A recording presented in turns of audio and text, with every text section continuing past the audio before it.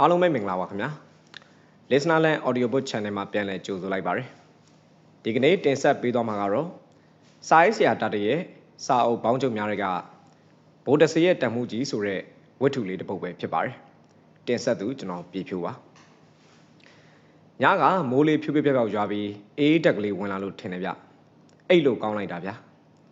ျကျုံနိုးတော့ပဲမိုးကဆင်ဆင်လင်းနေပြီမနေ့ကပဲနှမ်းကျဲတဲ့ကိစ္စတွေပြီးလို့စိတ်လျှော့ချထားလိုက်တာလည်းပါမယ်ဗျကျုပ်တို့ညာသားတွေဆိုတာကတခုခုလုံးစရာရှိလို့ကတော့ညကိုဖြောင်းဖြောင်းအိတ်လို့ရတာမဟုတ်ဘူးဗျအစောကြီးကိုနိုးနေကြတာအလုပ်ပြီးလို့စိတ်လျှော့လိုက်ပြီဆိုရင်တော့အိတ်လိုက်တာနဲ့တုံးကနေပဲဗျအခုလဲကျုံနိုးတော့နေတော်မြင့်နေပြီဗျအဘတို့အမေတို့ကလည်းကျုပ်ကိုခါတိုင်းလို့မနှိုးကြဘူးဗျအလုပ်ပြီးသွားရင်ဒီလိုပဲအိတ်ကြတယ်ဆိုတာသိနေကြတာလေဗျကိုကြီးတာတေနိုးပြီလားဗျအိမ်မက်ထဲမှာနှမ်းတွေကျဲနေတော့မလားကြောက်ခဲအတန်ဗျဝိုင်းနဲ့ဝင်လာရင်လည်းပြောလာတာဗျကြောက်ခဲရေနင့်ကိုနင့်မသာနှိုးပြီးတော့ဟေ့နင့်ကိုကတော့အညာသားစီးစိမ်ယူနေတာဟဲ့အမေကကြောက်ခဲကိုလှမ်းပြောလိုက်တာဗျဒီတော့မှပဲအမေဝိုင်းနဲ့ရောက်နေတာကြုတ်တိလိုက်တာအဘအတန်တော့မကြောက်ဘူးဗျအဘလည်းရွာရဲသွားပြီထင်တယ်လာဟေးကြောက်ခဲငါနိုးပါပြီကွအိတ်ကောင်းကောင်းနဲ့အိတ်လိုက်တာခုမှနိုးတာဟေ့ကြောက်ခဲကအိမ်ပေါ်တန်းတက်လာတယ်ဗျကျုပ်ကအိတ်ရသိမ်းလိုက်တယ်ကြောက်ခဲထိုင်ပါအောင်ကွငါမျက်နှာသွားတက်လိုက်အောင်မယ်ပြောဆိုတဲ့ကျုပ်ကဝိုင်းနဲ့ဆင်းပြီးရေအိုးစီသွားပြီးမျက်နှာတက်လိုက်တယ်ပြီးတာနဲ့မီးဖို့ထဲဝင်ပြီးအမေပြင်ပေးထားတဲ့ထမင်းကျန်းစလုံးနဲ့ဟင်းကြံယူလာခဲ့တယ်ဟင်းကောင်းတော့မရှိဘူးဗျမနေ့ကကြံတဲ့ချမောင်ဟင်းကိုပဲရွှဲရွှဲဆန်းပြီးစားလိုက်တာပေါ့ဗျာကျုပ်ကထမင်းကျန်းစားပြီးတော့ကြောက်ခဲထိုင်နေတဲ့ခုံတန်းလေးရနဲ့မျက်နှာချင်းဆိုင်ကတန်းရမှာဝင်ထိုင်လိုက်တယ်ဘဲကလှည့်လာတာတော့ကွာကြောက်ခဲရဒီကိုပဲတန်းလာတာဗျဒါဆိုရင်ကိစ္စတစ်ခုတော့ရှိလိမ့်မယ်ထင်တယ်ကျုပ်ကပြောလိုက်တော့ကြောက်ခဲကငှဲ့ထားတဲ့ရင်သွေးပကံကိုပါဇက်မှာတီးပြီးဖရူးဖရူးနဲ့လူကြီးတွေတောက်တယ်လို့တောက်ပစ်လိုက်တယ်ဗျရင်သွေးပကံကုံတော့မှဒီကောင်ကစကားဆပြောတာဗျကိုကြီးတာတေရွာထဲကသတင်းကြားပြီလားဟေးမကြားသေးဘူးကွာကြောက်ခဲရရွာထဲမှာဘာတွေဖြစ်လို့တော့ကျုပ်ကငကားဆေးဘောလက်ကလေးကိုမြင့်ညင်နဲ့မေးလိုက်တယ်ရွာနောက်ပိုင်းကကျုပ်တို့ဘာတွေဥပလိုင်းတို့ဝိုင်းကိုကြီးတာတွေသိတယ်မလားဟာကောင်ကြောက်ခဲရငါကမင်းမမွေးခင်ကလေးကထနောင်းကုန်းမှာမွေးလာတဲ့ကောင်ပါကွာဦးလေးဥပလိုင်းတို့ဝိုင်းကိုမသိပဲနေပါမလားဟာဟုတ်ပြီဘာတွေပါလိုင်းတို့ဝိုင်းတောင်ဘက်ကက်ရက်ကဘိုးတောင်ညိုတို့ဝိုင်းမှာပုံနကားတိုက်လို့ဗျဟေးဟုတ်လားကွာဘိုးတောင်ညိုဆိုတာရောင်တုံးနဲ့ဘိုးတော်ကြီးမလားဖះရှိခွန်ရဲ့အကျယ်ကြီးရှိခိုးတဲ့ဘိုးတော်လေးကွာဟုတ်ပါဗျာအဲ့ဒီဘိုးတော်ကြီးအိမ်မှာပုံနကားတိုက်နေတာဗျဟာဘယ်တော့မှဖြစ်တာတော့ကြောက်ခဲရဲ့ညာကမှစားဖြစ်တာတယ်ဗျညာကအိမ်ခေါမော်ကိုဂဲတွေကြတာတဲ့စားဖြစ်ချင်းတော့သူတို့ကတယောက်ပေါက်တယ်ထင်တာလေဗျနောက်မှဂဲတွေကဇက်တိုက်ကိုကြလာလို့ထွက်ချတော့ပေါက်တဲ့လူလည်းမတွေ့ဘူးပေါ့ဗျာနောက်တော့ဂဲလုံးတွေကခေါင်မိုးပေါ်တင်မဟုတ်တော့ပဲအိမ်ထဲမှာကြလာတာလေဗျာဒီတော့မှတခုခုဖြစ်ပြီဆိုတာကိုသူတို့တွေးမိသွားတာတဲ့ဗျခဏကြာတော့ဂဲကြတာနဲ့မဟုတ်တော့ပဲကျမ်းပြင်မှာမီးတောက်ထောက်တွေဗျသူတို့လည်းအဝိရေဆိုပြီးရိုက်နှိမ့်လိုက်ကြရတယ်ဗျနောက်တော့ဟိုနေရာမှာမီးထတောက်ဒီနေရာမှာမီးထတောက်နဲ့ဘိုးတောင်ညိုရဲ့သားနှစ်ယောက်ကဂုံဒီအိတ်တွေကိုရေရွှဲဆိုအောင်ဆွတ်လိုက်ပြီးလိုက်ရိုက်နေရတော့တယ်ဗျာဂဲတွေလည်းကြားနေတာပဲတဲ့ဒီကြားထဲမီးတွေကလည်းထတောက်လို့ငိမ့်နေရတာတညာလုံးကိုမအေးကြရဘူးတဲ့ဗျကျုပ်တို့ဘာတွေဘားလိုက်လဲအဲ့ဒီဝိုင်းဘက်ကိုကူးသွားပြီးမီးကူငိမ့်နေရတာသူလည်းတညာလုံးကိုမအေးရဘူးတဲ့ဗျာဟေးဟုတ်လားမီးကကျမ်းမြင်ကနေထတောက်တာလေလားဝိုင်းထဲမှာရောမတောက်ဘူးလားဟာဝိုင်းထဲမှာလည်းမြေကြီးကနေထတောက်တာတဲ့ဗျအိမ်ကြီးချင်းကယောက်ျားတွေအားလုံးဆိုပြီးဂုံလေးရေဆိုရင်လည်းစောင့်ကြည့်နေရတာဗျမိထတောက်တာမြင်တာနဲ့ဝိုင်းရိုက်ကြတာလေဗျဟာကွာတော်တော်ကိုစိုးနေတာပဲဒါထက်ပုံနကတိုက်တာလို့ဘယ်သူကပြောလို့တော့ကွာအားလုံးပြောနေကြတာပဲဗျနို့ပုံနကတိုက်တာမဟုတ်လို့တခြားဘာဖြစ်ရမှာတော့ကိုကြီးတာတည်းရဲ့အေးကွာအခုမင်းပြောတဲ့ပုံစံဆိုရင်တော့ပုံနကတိုက်တာပဲဖြစ်ဖို့များပါတယ်ပုံနကတိုက်တဲ့ကိစ္စကိုငါကြားဘူးတာတော့အင်းနဲ့စီရင်ပြီးတယောက်နဲ့တယောက်အတိုက်ခိုက်တွေလုပ်ကြတာကွာဘလူးကိုခိုင်းနိုင်တဲ့အဆင့်ရှိမှဒါမျိုးလုပ်လို့ရတာကွာနို့ဘိုးတောင်ညိုတို့ကိုမုန်းတီးတဲ့လူတွေဘာတွေရှိနေလို့လားမင်းအဲ့ဒီကိုရောက်ပြီးပြီမို့လားဘာပြောတန်ကြခဲ့တော့လူတွေပြောတာတော့ဘိုးတောင်ညိုတို့မိသားစုကအေးအေးဆေးဆေးနေကြတာတဲ့ဗျလူချစ်လူခင်လွတ်များတာဆိုပဲအဲ့ဒီလိုမျိုးပုံတော်ကတိုက်ရလောက်အောင်လူမုန်းမရှိတော့ပါဘူးတဲ့အင်းဒါဆိုရင်တော့စဉ်းစားရခတ်သားလားကွာကဲအဲ့ဒီဝိုင်းကိုသွားကြရအောင်ကွာအချိန်နေကြီးတာပေါ့ကြောက်ခဲရကိုကြီးတာတွေဆေးလွယ်ရင်မယူတော့ဘူးလားဟေးမယူပါဘူးကွာဘာဖြစ်မှန်းမှမသိတာဆေးလွယ်ကြီးလွယ်သွားတော့လူတွေကတမျိုးထင်မှာပေါ့ကွာ ပြီးတော့ငါကဆရာမမဟုတ်တာကြောက်ခဲ့ရအေးလေဒါလည်းဟုတ်တာပဲကျုပ်ပြောတော့မှဒီကောင်သဘောပေါက်သွားတာဗျဘိုးတောင်ညိုတို့ဝိုင်းကိုရောက်တော့မှလူတွေမှအုံနေလိုက်တာဗျရွာဦးဖျားပွဲကပွဲသေးလားမှတ်ရတယ်ဗျကျုပ်ရောက်လာတာကိုဘိုးတောင်ညိုရဲ့သားအငယ်ကိုကြီးညိုလင်းကမြင်သွားတယ်ဗျဘိုးတောင်ညိုမှာကသား2ယောက်သမီး2ယောက်ရှိတာလေဗျသားကြီးကကိုကြီးညိုမင်းသားငယ်ကကိုကြီးညိုလင်းသမီးတွေကမတ်ညိုများနဲ့မတ်ညိုလားဗျအားလုံးကျုပ်ထက်အသက်ကြီးကြတယ်ကိုကြီးညိုမင်းကအသက်30လောက်ရှိမယ်ဗျကိုကြီးညိုလင်းကအသက်28လောက်ရှိမယ်မတ်ညိုများတို့မတ်ညိုလှတို့ကလည်းအသက်26နဲ့25နှစ်တော့ရှိကြပြီဗျဟိတ်ကောင်တာဒီလားကွငါတော်မင်းကိုလာခေါ်တော့မလို့ပဲ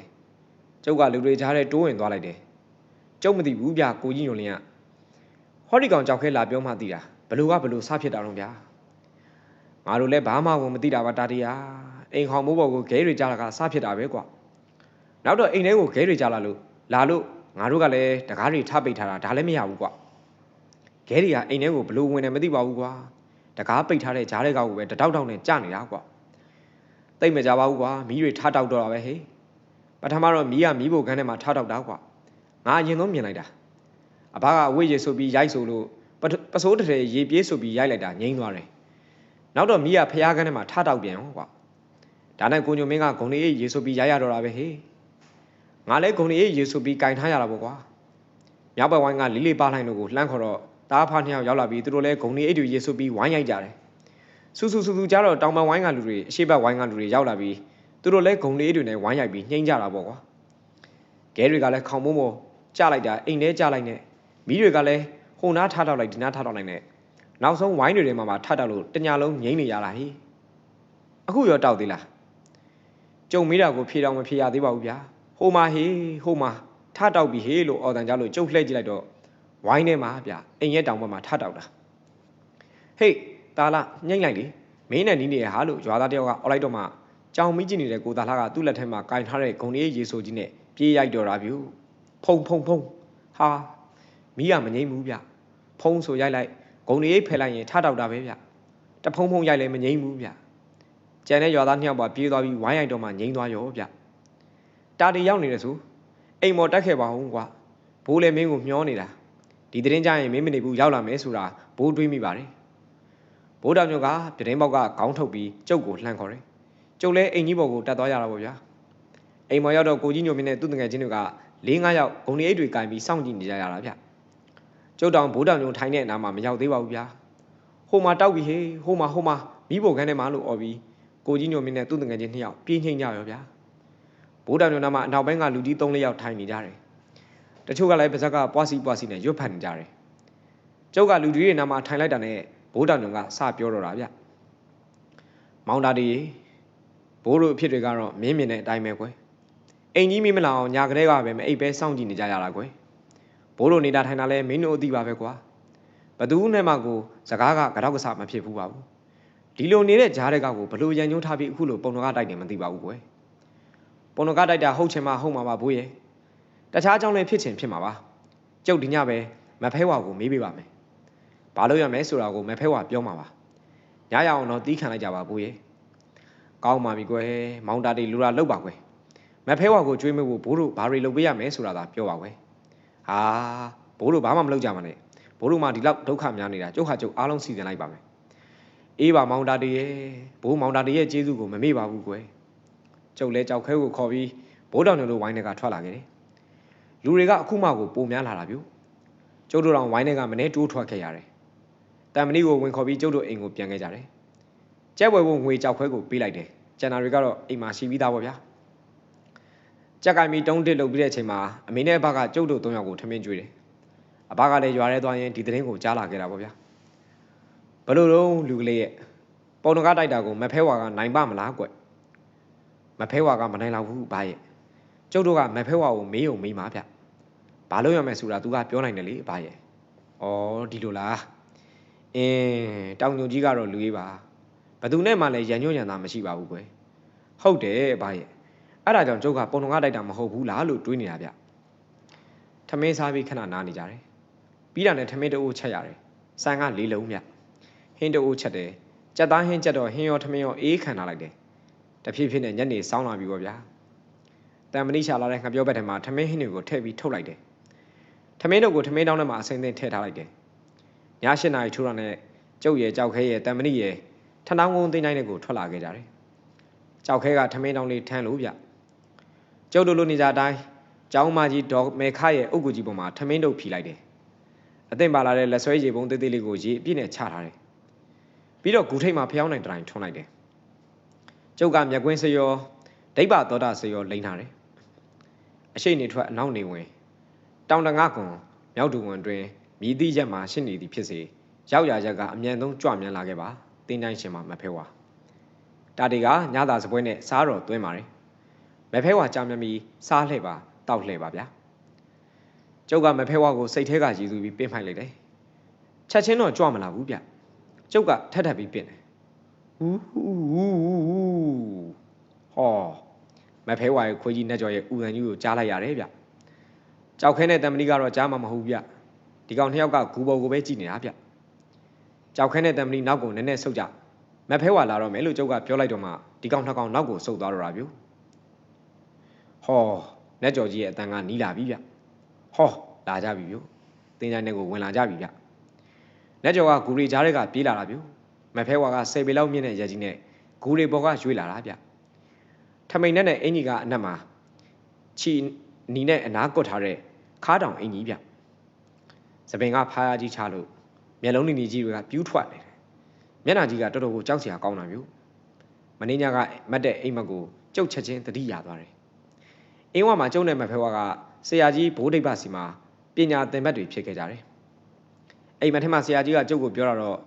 မိဖဲဝါကမောင်းထက်အသက်ကြီးတယ်မောင်းရဲ့အမကြီးရွယ်ပေါ်တဲ့အဲ့ဒါဒီမဖဲဝါပဲလားတခြားတယောက်လားလို့ကျုပ်ကစဉ်းစားလိုက်တယ်မဖဲဝါကဒူကြီးတစ်ဖက်ထောင်ပြီးထမင်းတွေကိုစားမလို့လုံနေရင်ကနေကျုပ်ကိုစိုက်ကြည့်နေဗျဒါဒီနေအိမ်မက်တွေမက်နေပြီမို့လားငါအိမ်မက်မက်တာကိုမဖဲဝါသိနေပါလားလို့ကျုပ်စိတ်ထဲမှာတွေးလိုက်တယ်ငါသိတယ်ဒါဒီနင်တွေးနေတာဟုတ်တယ်အဲ့ဒါငါပဲနေအိမ်မက်တွေကမဆုံးသေးပါဘူးနင်ဆက်ပြီးမက်အောင်ပါပါဒီအိမ်မက်မမက်ခင်နင်ရွာမှောက်တယ်မို့လား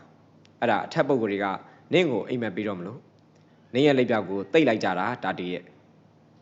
မဖဲဝါကသူ့စကားကိုဖြတ်ပြီးကျုပ်ကျွေးတဲ့ကြက်သားဟင်းနဲ့ထမင်းကိုစားတယ်အယိုးတွေကိုကိုက်လိုက်တာမှဗျာကွက်ကွက်နေတာဗျဂူဘေးမှာငုတ်တုတ်ကြီးထိုင်နေတဲ့နတ်ကြော်ကြီးကိုလည်းအယိုးတွေပြစ်ကျွေးလိုက်တယ်ဗျတော်တော်လေးစားပြီးတော့မှကျုပ်ကိုလှမ်းကြည့်တယ်မဖဲဝါရဲ့ဒီကြီးကိုကျုပ်ကတီးပြီးသားလေဗျာဒီလိုပါမဖဲဝါကျုပ်တို့ထဏောင်းကုန်းမှာပုံတကတိုက်တယ်လို့ဖြစ်နေလို့ဗျအိမ်ခေါင်မိုးပေါ်ကိုခဲတွေကျလာတယ်အိမ်ထဲမှာရောဝိုင်းထဲမှာပါမီးတွေထတောက်တယ်ဗျအဲ့ဒါတာတီဘာပုံတကားမှမတိုက်ဘူးဟဲ့တောင်ညိုသား2ယောက်တောင်တက်ကုန်းမှာတောင်ကြီးမှာတဲထိုးပြီးထမင်းချက်စားကြတာပြန်တော့မီးကိုတိတိချာချာမတတ်ခဲ့ဘူးညဘက်လေချမ်းတိုက်တော့သူတို့ထိုးခဲ့တဲ့တဲရောတဲဘေးကထိန်မင်ရောမီးလောင်သွားတယ်ထိန်မင်မှာနေတဲ့တရဲငမဲကြီးကသူနေတဲ့ထိန်မင်မီးလောင်သွားလို့အကြီးကျယ်ဒေါသထွက်နေတာဟဲ့ဒါကြောင့်သူတို့အိမ်ကိုငမဲကြီးဒုက္ခပေးနေတာဟာဒါဆိုရင်ဘယ်လိုလုပ်ရမှာလဲမဖဲကွာထိန်မင်လေးတပင်ပြန်ရှာပြီးတော့မီးလောင်သွားတဲ့ထိန်မင်နားမှာပြန်ဆိုင်ပေးလိုက်လူတရက်ကြော်သွားရင်သူနေလို့ရပြီ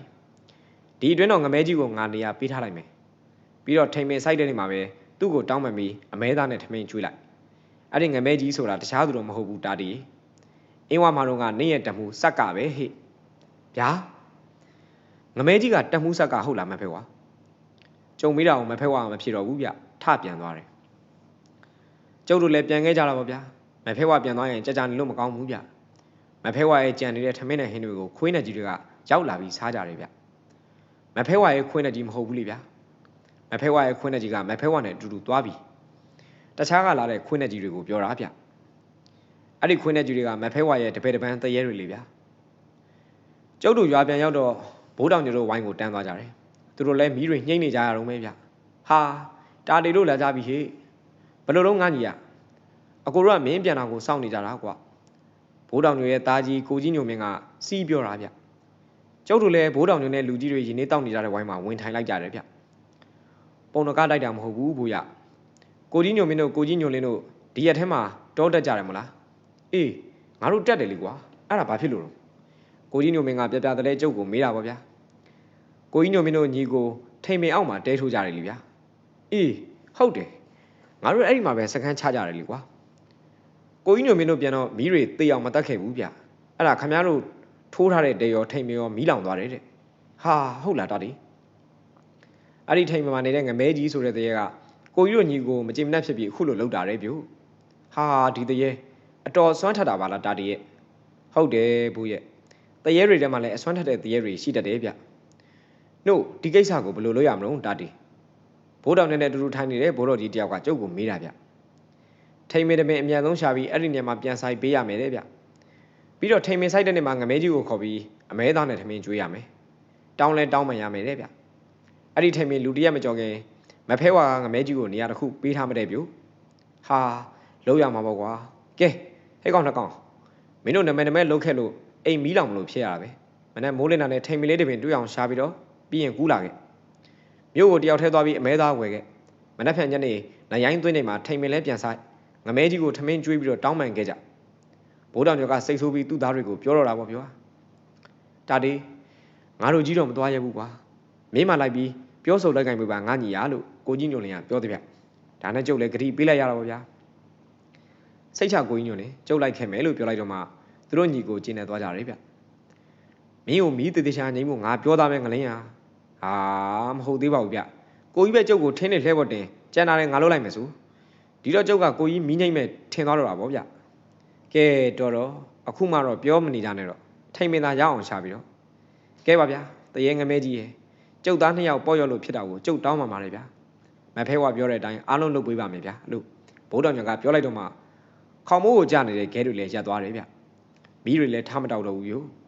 ကျေးဇူးတင်လိုက်တာတာတီရဲ့မညိုများတို့မညိုလှတို့ကလည်းကျုပ်ကိုပြောကြတယ်ဗျခဏနေတော့ကျုံနဲ့ကြောက်ခဲရောတံမလီပါပြန်လာခဲ့ကြတယ်အိမ်ပြန်ရောက်တော့အမေတုတ်ကျွေးတဲ့လက်ဖက်တုံးနဲ့ထမင်းစားရင်အဘနဲ့အမေကိုအကျိုးအကြောင်းအကုန်ပြောပြရတော့တာပါဗျာနောက်နေ့မှာတောင်ကြီးကိုလှဲနေသွားပြီးထိန်မင်ဆိုင်ငမဲကြီးကိုခေါ်ပြီးထမင်းနဲ့အမဲသားဟင်းကျွေးပြီးတော့ဟိုညီကိုကငမဲကြီးကိုတောင်းပန်ကြတာပေါ့ဗျာကျုပ်ကတော့ငမဲကြီးဆိုတာကျုပ်တမှုဆက်ကဆိုတာသိလိုက်တော့စိတ်မကောင်းဘူးဗျာပြီးတာနဲ့ကျုပ်တို့အားလုံးလှဲကိုခတ်တုတ်တုတ်မောင်းပြီးပြန်ခဲ့ကြတယ်တန်မဏိတော့ပါမလာဘူးဗျရာပါဇက်ချီကောင်ကြောက်ခဲတော့ပါလာခဲ့တယ်လေဗျာ